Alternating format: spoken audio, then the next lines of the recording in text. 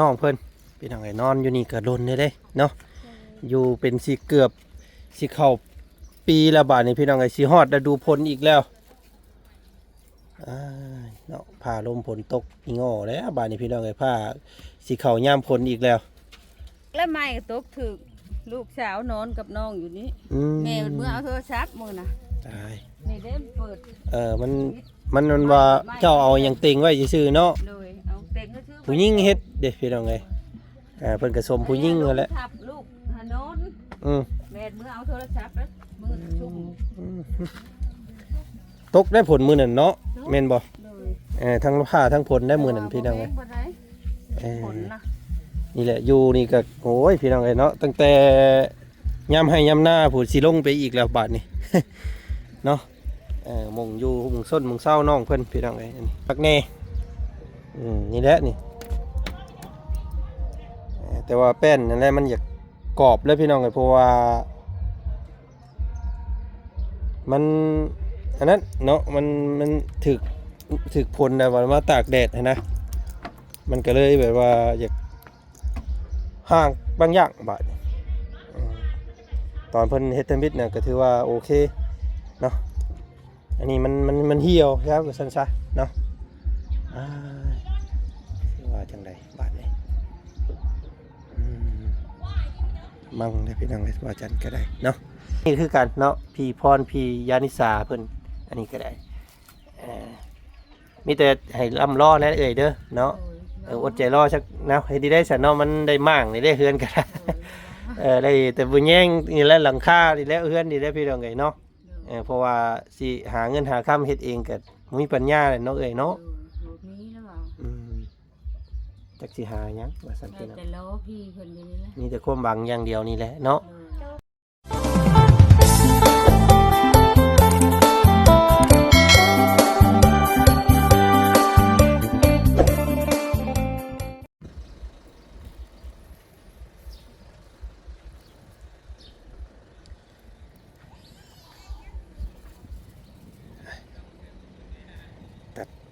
ภาพมาทางพี่เด้อบ้านนี้พี่น้อง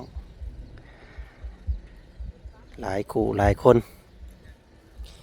เนาะทักหาทางบ่จันทางคอมเมนต์แน่ทางเมสเซนเจอร์แน่พี่น้องเลยเนาะทักถามบ้านเฮือนซานของทางน้องน้ำหวานเด้อว่าสันเนาะไปฮอดใส่แล้วว่าสันพี่น้องเลยบ่จันเอ้ยเนาะลืมน้องเพิ่นนะบ่ว่าสันพี่น้องเลยโอ้ยเนาะทักษิว่าจังใดพี่น้องเลยอันนี้บ่เพิ่นว่าขมังเนาะมันขมังข้างคายังข้างยังคาอยู่พี่น้องเลยเนาะมีแต่โค้งแต่ห่างไม่กับจิกดชิงอบ่เลยถึกฟ้าถึกฝนถึกแดดถึกลมยังเป็นแต่โค้งที่ซื้อพี่น้องเลยเนาะโอ้ยเนาะมื้อนี้ก็แวะเวียนเข้ามาทักถามเบิ่งอีกสักก่อนพี่น้องเลยเนาะมาเยี่ยมมายามถามข่าวเบิ่งอีกก่อนทางครอบครัวของน้องน้ำหวานพี่น้องเลยเนาะหลายคู่หลายคนก็ตื่นสงสารเนาะพี่น้องเนาะสบายดีล่ะสบายดีเด้อเนาะโอ้ยพากันจุไผ่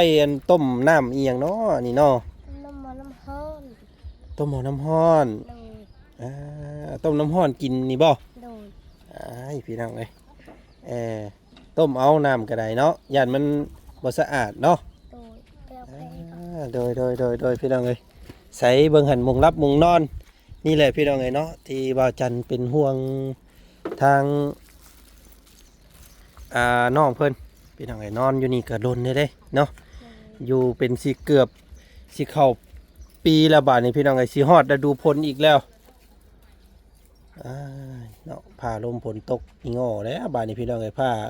สีเขาย่ามฝนอีกแล้วเนาะผ้าลมฝนตกเมื่อนั้นไปอยู่ไสล่ะบ่ได้อยู่นี่บ่โอ้มันไปบ่เลยเนาะมันล่มมื้อนั้นเนาะมันเปียกบ่เลยแล้วนี่เนาะพี่น้องเอ้ยเพราะว่าเอาสังกะสีแปะไว้ซื่อเนาะพากันไปอยู่เฮือนหลังนั่นพุ่นเนาะเฮือนน้องมินตาเพิ่นพุ่นฮะเปิดมันไปเบ่เลยเนาะพี่น้องไงตกแล้วไม่ก็ตกถึก ลูกสาวนอนกับน้องอยู่นี้ แม่เมื่อเอาโทรศัพท์มือน่ะ ตาย นี่เด้เปิด มันว่าเจ้าเอาหยังติงไว้ซื่อๆเนาะ เลยเอาเต็งก็ชื่อ ผู้หญิงเฮ็ดเด้พี่น้องเอ้ยเพิ่นก็สมผู้หญิงนั่นแหละ ทับลูกหานอน อืม แม่เมื่อเอาโทรศัพท์แล้วมือชุ่ม ตกได้ผลมื้อนั้นเนาะแม่นบ่ เลย ทั้งผ้าทั้งผลได้มื้อนั้นพี่น้องเอ้ย บ่ได้ เอ้ย ผลนะ นี่แหละอยู่นี่ก็โอ้ยพี่น้องเอ้ยเนาะตั้งแต่ยามให้ยามหน้าผู้สิลงไปอีกแล้วบาดนี้ เนาะมงอยู่มงส้นมงเศร้าน้องเพิ่นพี่น้องเอ้ยอันนี้เนาะจะเคสจังไดทักถามทางพี่เพิ่นเพราะว่ายังข้างพาภารกิจอยู่ว่าสันทางนั้นก็ได้เนาะโอ้ยพี่น้องเอ้ยคิดเห็นเฮือนน้องน้ำหวานนี่ก็มันสีค่ายกึ่งกับแบบนี้แหละพี่น้องเลยที่ว่าจันออกเงินให้ทางแม่คิมเพิ่นก่อนตอนนั้นเนาะเพราะว่าพวกเขาได้บอกให้เพิ่นมั่งมุงส้นมุงเศร้าเพิ่นแล้วหั่นนะเนาะเขาก็อยากเฮ็ดให้มันแล้วหั่นนะตอนนั้นเนาะกับประกอบกับผลกระตกผ้ากับห้องแน่ช่วงน้องอ่อนเพิ่นนะพี่น้องเลยก็เลยเสนอแม่เพิ่นไปว่าลูกเสียออกเงินให้ก้อนว่าสันพี่น้องเลยเนาะถึงเวลาฮอดพี่แล้วก็แม่เพิ่นก็ยังเงียบเลยทางบ่จันก็ได้กะมั่งแล้วพี่น้องเลยเนาะทางแม่คิมเนาะทักหาเพิ่นก็อ่านก็บ่ตอบบาดนี้พี่น้องจ้าแม่สิเฮ็ดจังใดเนาะสิจ่ายให้บ่หรือว่าบ่จ่ายกับบ่เว้าเนาะพี่น้องเนาะเงียบไปเลยทางบ่จันก็จักสิว่าจังได๋บาดนี้พี่น้องเอ้ยอันนี้ก็เนาะสร้างปูพื้นแจบบ่แจบไม้มันห่าวเนาะไม้มันเหี่ยวมันก็เลยเฮ็ดให้มันพื้นก็จนห่างพุ่นแล้วบาดนี้พี่น้องเอ้ยเนาะเฮือนก็จนมันจนคดจนงอพุ่นแล้วเนาะว่ามันแดดเนาะฝนตกใส่แล้วบ่แดดนะพี่น้องเอ้ยมันแต่ว่าก็ยังโอเคอยู่เนาะโครงหางเพราะว่าสร้างเพิ่นเฮ็ดดีสมควรพี่น้องเอ้ยถือว่าเน้นหน้าอยู่เนาะเป็นจังไดพากันกินข้าวแล้วบ่มื้อนี้ กินข้าวเช้าได้กินแล้ว เนาะน้องมังกร เลยบิดท้องบ่าวจน5-6 มื้อ จนจ้อย เลย โอ้คำถ่าย นั่งเรียบร้อยยืนนะบ่นี่ ยังอยู่ยืนตั้งไข่ อะ เป็นยามอยู่ให้ตื่น โอ้ยเราจนจ้อยพี่น้องไอ้จนช่วยจนแหลมเบิดน้องเพิ่นก็ได้ ให้ตื่นว่าคนบ่ เอาบ่เป็นหยังดอกเพิ่นยืนห่างพี่น้องไงนะเพิ่นถ่ายท้องมีแต่พยายามเอาเข้าเอาไปแนวสะอาดนี่ให้เพิ่น กินเลยข้าวกินเต็มที่นี่ แต่นมกินขนมนี่ได้เนาะ เป็น บ่ มื้อแรกๆ2-3 มื้อกินแต่นมต้มกับนมนึงบ่กินข้าวก็บ่กิน โอ้ย นมก็กินแล้วก็ห้า บอกละ 3 มื้อ นี่เนาะมื้อนี้เราบ่าวซื้ออันปลาปิ้งกับอันว่าขนมอ่อนเด้อมาให้เด้อพอได้กินเด้อเนาะเพิ่นกินอยู่บ่เอาไว้อันให้ด้วยให้น้องกินเด้อเอาปลาหั่นซีนปลาให้ป้อนเพิ่นมันจังอ่อนเนาะพี่น้องเอ้ยจักสิเฮ็ดจังได เนาะข้าสิเข้าได้ดูพลอีกได้นี่จังมือได้แล้วมันผ้าห้องตึ้งตั้งมานี่ก็หอบลูกหอบเต้าไปอยู่เฮือนหมู่อีกแล้วนี่เนาะเอ้ย มื้อนั้นก็ไปนอนอยู่เพื่อนน้องมุกจ๋า เป็นห่วงอยู่พี่น้องเลยมื้อนั้นก็โอ้ยว่าคิดอำลำอยู่ เปียกเงินแล้วเพิ่นก็เลี้ยงกระท่อมน้อยแต่บ่มีขา น้องเพิ่นสิพากันอยู่นี่ได้เด้สามแม่ลูกเล่าว่าซั่นเนาะ ป้าลูกว่าผู้เป็นแม่เมื่อเอาโทรศัพท์มือชุ่มเนี่ยโอ้ยพอเมื่อฮอดปึ๊บถอดเอาโทรศัพท์ออกมาแล้วก็ผ้าขนไปเอาเปลี่ยนมา มันมาบาดเดียวเด้อมื้อน่ะ เลย เปิดเกิด แรกๆค่ะมันก็เหมือนว่าชียุทธนะไก่ไปไร เพราะว่ามื้อนั้นบ่จันก็เฮ็ดกินอยู่เฮือนนั่นแหละ เลย เนาะกำลังอันว่าพัดกำลังสิแกงปูแกงปลาให้ลูกให้เมียรถบลึ้งตึ้งตั้งมาบาดเดียวพี่น้องเอ้ยเนาะเอายังก็บ่ทันหม้อแหกแตกกระโปะได้ปิวไปทั่วทีบเลยมื้อนั้นเนาะว่าสันถึงตูบน้อยน้องน้ำหวานไปแล้วเนาะว่าพี่น้องเอ้ยเนาะ แม่ไว้อยู่เปิด ศัพท์ แต่ก็หลายคู่หลายคน FC เนาะทักถามเข้ามาก็หลายอยู่ว่าซั่นพี่น้องเอ้ยเนาะว่าเป็นจังไดแล้วว่าซั่นบ่จันลืมน้องน้ำหวานน่ะบ่เห็นเข้ามาช่วงนี้ว่าซั่นพี่น้องเอ้ยเรือนซานเราไปฮอดไสแล้วว่าซั่นเนาะยังข้างแต่งแยงอยู่ซ้ำนี่พี่น้องเอ้ยเนาะพี่พรพี่อาริสาเพิ่นก็ยังเงียบอยู่บาดนี้เนาะจักสิเฮ็ดจังไดเพิ่นก็บอกอยู่ว่ารอพี่จักหน่อยเด้อว่าซั่นเนาะอดจะให้พี่เพิ่นรอแน่เอ้ยรอแน่ว่าซั่นพี่เพิ่นยังถอนโฮมเพิ่นกำลังสิข้ามมาพังไทยว่าซั่นเพิ่นสิพากันเดินทางมาพังไทยถ้าสิเอ้ยเพิ่นเว้านั่นเพิ่นว่าสิพากันมาเยี่ยมเจ้าอีกหั้นนะเนาะบัดเฮือนแล้วเฮือนหยังได้เพิ่นสิพากันมาขึ้นเฮือนให้ว่าซั่นซาเพิ่นเว้าอันนี้พี่น้องเอ้ยเนาะแต่จักสิตอนใดบาดนี่ เนาะยังน้อยก็ได้หลังคากับผาเสลานี่ก็ใครอยู่เนาะพอได้ขึ้นมาส้นมาหยังเวลาพาลมฝนตกนะเอาส่วนหลังคานี่กับผานี่ก่อนก็ใครอยู่ได้พี่น้องเอ้ยได้สองอย่างหั่นก็ได้พากันขึ้นมารับมานอนก็ได้เด้เนาะยามผ่ายามฝนก็เนาะจักสิเฮ็ดจังไดบัดพี่น้องเอ้ยมีแต่พากันอดรอเบิ่งก่อนนี่แหละเอ้ยเด้อเนาะยังบ่ทันได้ลงได้ดื่มดอกถ้าเอ้ยเพิ่นพากปุ๊บมาเฮาก็สิเข้ามาปั๊บเลยแหละพี่น้องเอ้ยเนาะที่หยุดชะงักอยู่นี่ก็คือบ่มีงบเด้อพี่น้องเด้อเนาะเพราะว่างบในการเฮ็ดเฮือนของเจ้านี่มีแต่เจ้าภาพคนเดียวบ่มีทางอื่นเลยพี่น้องเอ้ยมีแต่เอ้ยพรเอ้ยอานิสาเพิ่นเนาะอย่างเดียวเลยนะที่นี่มันก็เลยแบบว่ามันบ่เลินได้พี่น้องไงเนาะเพราะว่าทางเอื้อยเพิ่นก็จะขมั่งข้างค่าอย่างอยู่และทางนั้นก็ได้เนาะเพิ่นก็หางบหาทุนอยู่บ่หรือว่าจังใดก็ติดตามเมืองอยู่ทางนี้ก็ได้เนาะคิดเห็นแบบนี้แหละช่วงที่ว่าจันเอาเงินตัวเองออกให้ก่อนนะเนาะเฮือนของผู้ใดอยู่เซโปนไปบอกให้เรามั่งเฮือนมั่งอย่างแบบนี้แล้วเนาะช่วงนั้นแบบฝนตกนะเฮือนน้องอ่อนบ่อสอนคำบ้านสะแล้วพี่น้องไงบ้านน้องลายหลังคานะอยู่หันก็ได้ช่วงนั้นมันเป็นหน้าฝนแน่มั่งขมังข้างคามาเลยว่าจันก็ว่าอยากให้มันแล้วคิดว่าทั้งเมเพิ่นสิคืนอยู่ให้อยู่หั่นแหละว่าซั่นซะรวมแล้วก็45,000 บาทนะว่าจันออกค่าสังกะสีค่าไม้เสื้อล่าค่าส่งค่าสร้างอย่างไรรวมไปเบิดเนาะแต่ที่นี่แม่เพิ่นเงียบไปเลยบาทนี่พี่น้องเอ้ยขมั่งคือกันได้เฮาก็ได้ลูกเมียก็เมื่อยถามแหละเงินก็ได้เนาะ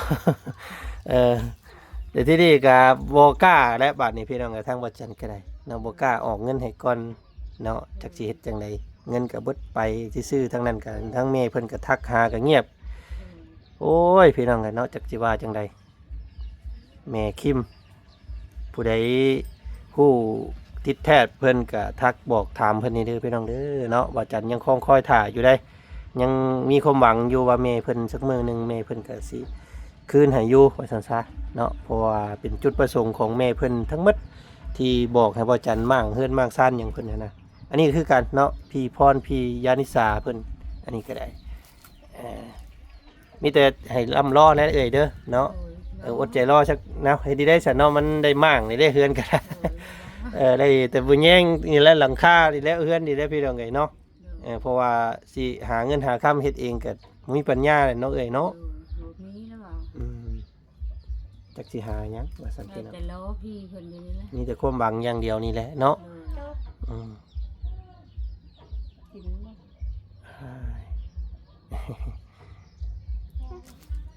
เบิ่ง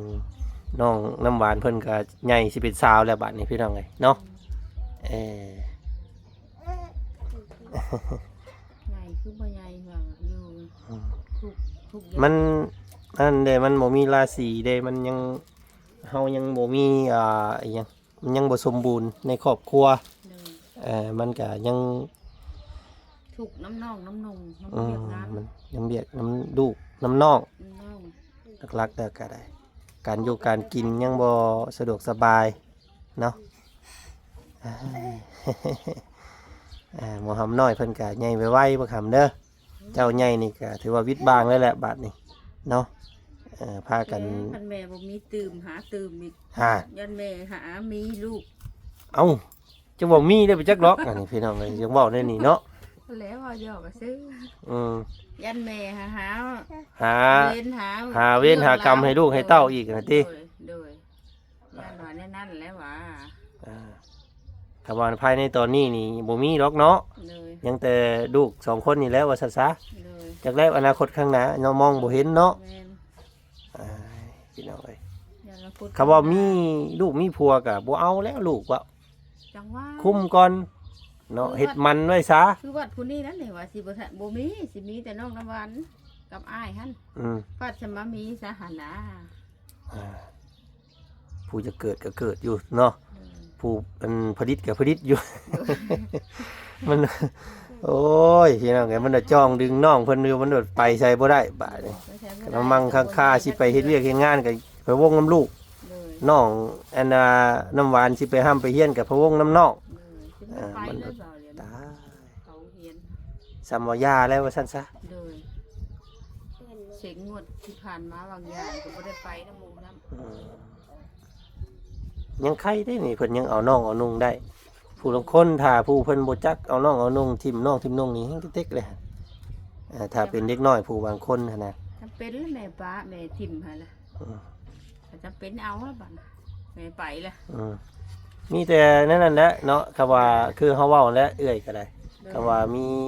ลูกมีผัวกับผู้รับผู้ใหม่เหมือนกับคุมกำเนิดไว้ก่อนเนาะบ่ว่าปล่อยออกมาลูกก็ได้เนาะอีหล่าเนาะบ่ไหวได้เนาะไปเลี้ยงแต่น้องเนาะบ่ไปทางใดได้นี่บ่ใหญ่บ่โตอยู่เทื่อแล้ว เมื่อยแล้ววะ เออ เมื่อยได้แม่เอ้ยว่าหาน้อง อืม อยากไปลิ้น เมื่อยได้พี่น้องเอ้ยเนาะคันบ่จันอุ้มลูกเล็กๆน้อยๆน้ำเฮือนล่าม30 นาทีนี่ก็ยังพออืดพออมเนาะอยู่เชิญที่สิอยู่นำเพิ่นเบิดมื้อจักให้จักห้องเด็กน้อยมันเป็นสิอยู่ซื่อๆได้ เลย มันอยากไปหัน ให้ ดิ้น ทั้ง พุ่นอยากไปนั่นแอวนี่ เมื่อยอยู่เลยอยากพาลงเรียนบ้านนี่ก็ว่ามันนี่ก็ลงเรียนบ้านนะแม่เมื่อยอยู่นี่ก็ลบอันนี้ไปฮัดเพื่อนหลังนั้นเพื่อนนี้อันนี้เพื่อนแม่ลงเรียนบ้านหลังมื นี่ อ แหละ ที่ พี่น้อง เห็น เนาะ กับเพื่อนลงเรียนบ้านและเมื่อยอยู่ ยังแต่นี่แหละเรื่องเฮือนนี่แหละเนาะ เออ ก็จบถือว่าจบเรื่องเฮือนนี่ก็ถือว่าโอเคได้ละมีหมงส้นหมงเศร้าแต่แนวอื่นก็เฮาหากันต่ออีกบ่ได้เนาะถือว่าสมบูรณ์นะเฮือนของน้ำของในพื้นไฟหยังก็พออยู่ได้อยู่ดอกคำว่าบ่มีก็ได้นะแต่ว่านี่มันตัวนี้แหละสำคัญเนาะเฮาได้มากหลังเก่าเลยเด้ ที่นี่ ที่นี่มันพาลมฝนตกแต่ก็ลำบากพี่น้องเลยไก่กาเป็นนี่ได้แล้วเนาะยังอยู่บ่ โดยยังอยู่ออกลูกอยู่ ก็ปล่อย โดย ไก่บ้านเนาะเฮาปล่อยไปให้มันหาอยู่หากินบ่ได้เลี้ยงพอมื้อดอก โดย คำแต่เพิ่นก็มาคอกพอบ่ให้ขาดคอกอะไร เหลือ เล แต่ ย สองเวลาเช้ากับแรงเนาะเขาพอกครับตอนแรง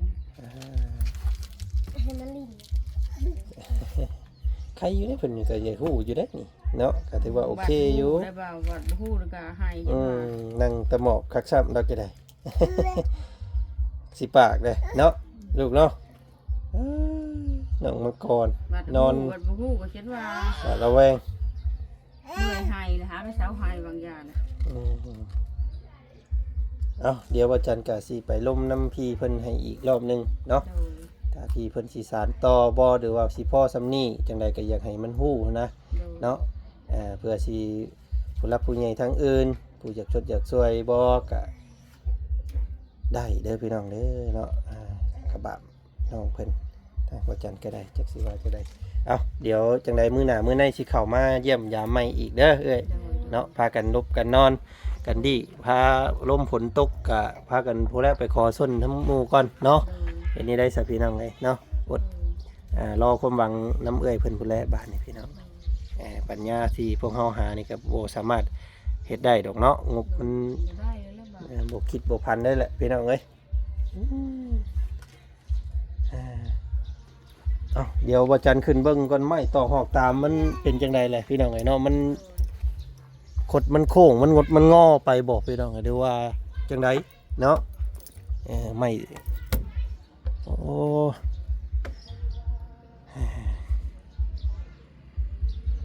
เอาเนาะก็ถือว่ายังคงเดิมอยู่เพราะว่ามันสร้างเพิ่นก็เฮ็ดแบบว่าแน่นหนานะเนาะเอาไม้อย่างดีแล้วก็เฮ็ดไปถึกสูตรตามหลักคักแน่นี่แหละนี่แต่ว่าแป้นนั่นแหละมันอยากกรอบเลยพี่น้องเลยเพราะว่ามันอันนั้นเนาะมันถึกผลนะว่ามาตากแดดนะมันก็เลยแบบว่าอยากห่างบางอย่างบาดตอนเพิ่นเฮ็ดเทมบิดเนี่ยก็ถือว่าโอเคเนาะอันนี้มันเหี่ยวครับว่าซั่นซะเนาะว่าจังไดบาดนี้มั่งได้พี่น้องเลยว่าจันก็ได้เนาะจังไดก็ภาวนาให้ทั้งเอ้ยเพิ่นทั้งสองเนาะดำเนินการให้เสร็จสิ้นว่าซั่นซะพี่น้องเลยทางว่าจันก็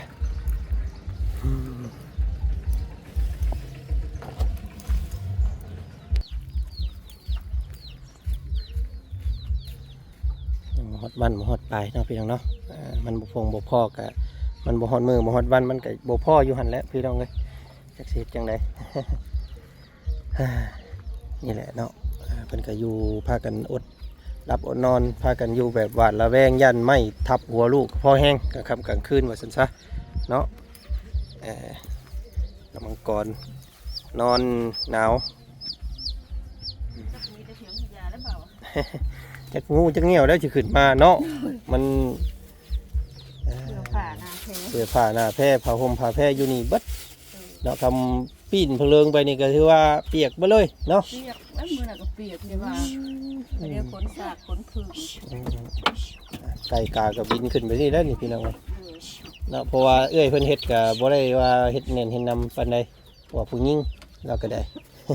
เอาไม้กายไม้อยู่ซื่อๆเนาะโอ้ย เมื่อเราก็หาสะนีรักในค่ำคือแปลงใหม่แล้วก็สีก็ซ่อน แม่ผ ช่อง มหลัง เนาะมื้อหน้ามื้อในสิเข้ามาเยี่ยมใหม่เด้อซะเด้อเนาะมื้อนี้ระบาวไปทางอื่นต่อก่อนเนาะสู้ๆเด้อเอ้ยเด้อสู้ๆเด้อน้องน้ำหวานเด้อเนาะฮอดมื้อฮอดวันเพิ่นอาจสิส่งมาอยู่เอ้ยเพิ่นก็รอเอ้ยเพิ่นน้อยนึงว่าซั่นเนาะเข้ามาหาแล้วเด้อพี่น้องเด้อเนาะเข้ามาแล้วหลายคู่หลายคนว่าเข้าไปเยี่ยมไปยามน้องมังกรน้องน้ำหวานแน่ว่าซั่นพี่น้องเอ้ยเนาะว่าจันก็เข้ามาเยี่ยมยามอยู่ถามไปถามมาก็เยี่ยวบังโยพี่น้องว่าจันก็ได้เนาะ ก็ขึ้นบ่ได้มีมุ้งบ่กลางนี่ มุ่งก็ขาดตอนเดียวนะว่า มันก็กลางพอดีได้ความนอนนั่นแหละเนาะ ขาดแล้วดอกมุ่งก็เลย เอาไปก่อนซั่นบัดนี้เนาะสบายดีเด้อเนาะสบายดีทางเอ้ยจ๊ะพี่น้องเอ้ยเนาะเอ้ยจ๊ะบ่แม่นเอ้ยจ๋าเด้อพี่น้อง จ้าละเอ้ย เอ้าน้ำนี่เพิ่นแปลงให้แล้วบ่ยุ่มได้อยู่เนาะบัดนี้เนาะให้พวกเขามาสั่งเขาเจ้าเหอะใส่ว้าวหายใหม่ ส่วนหลายมันสิมีแต่บ้าวนั่นแหละอยู่นี่ว้าวกับพลอยเหียนแล้วก็บ่อยากออกอยากไก่แล้วกับพี่น้องเอ้ยเนาะแม่นเบิดบ่ไก่นี่เขาป่าน้ำแน่ ออกแม่แพร่ลูกหลายอยู่เด้ไก่เราก็ได้พี่น้องเอ้ยเนาะมีแต่ตัวใหญ่ๆบ่ได้ขายเราว่าพี่น้องเอ้ยเนาะแล้วพอให้มันขมังข้างค่ามากกับห่วยกี่ขายคือกันแล้วว่าซั่นเนาะ โอ้ยเงินซื้อหืดซื้อยาให้ลูกแล้วก็สิขายคือกันแล้วพี่น้องบ่ติภัยแล้วเนาะเอาโอเคพี่น้องเอ้ยเนาะว่าจันก็บอกไปลายว่าจันก็เข้าโตเจ้าของคือกันเนาะเคยเฮ็ดเคยสร้างว่าซะแต่บางเรื่องเพิ่นก็เว้าถึกบางเรื่องมันก็ผิดบ่มีไผในโลกนี้พี่น้องเอ้ยเนาะสิเฮ็ดถึกต้องปองปลายไปเบิดทุกสิ่งทุกอย่างเนาะบางสิ่งบางอย่างพวกเฮาก็อาจจะบิดเบือนหน่อยนึงนะพี่น้องเอ้ยเนาะมันก็จักสิว่าจังใดมีแต่จุดประสงค์หลักคือพวกเฮากะหับสะพานบุญผู้ใดบอกเฮาไปใส่เฮากะไปเนาะเป็นเนาะ เป็นตัวอย่างว่าเอาผู้เจ็บผู้ป่วยไปปิ้นไปปัวนี่ก็ถ้าบ่มีผู้รับผู้ใหญ่ใจดีส่งทุนส่งฮ้อนให้พวกเขาก็บ่สามารถนำพาไปได้นะเป็นเอาไว้ซอยเพื่อนมนุษย์นะเขาก็บ่ได้คิดว่ามันสิเป็นความผิดในชั้นจักซี่เนาะเป็นจังไดก็ฝากทางแม่คิมเด้อเนาะลูกยังคงคอยถ่าการเวลาสิยาวไกลสำใดสิจะลึกซื้อแม่ไว้ตลอดไปเนาะว่าครั้งหนึ่งแม่เคยบอกให้ลูกเฮ็ดจังซั่นจังซี่เนาะจังไดก็ติดตามยังคงคอยถ่าแม่คือเก่าพี่น้องเอ้ยเนาะวันนี้ก็เขามาเบิ่งมาส้มบ้านหน้าเพกเด้อพี่น้องเด้อเนาะเจอกันใหม่ขอบคุณหลายๆที่เขารับข่าวส้มติดตามเนาะทักทายสบายดีพี่น้องเอ้ย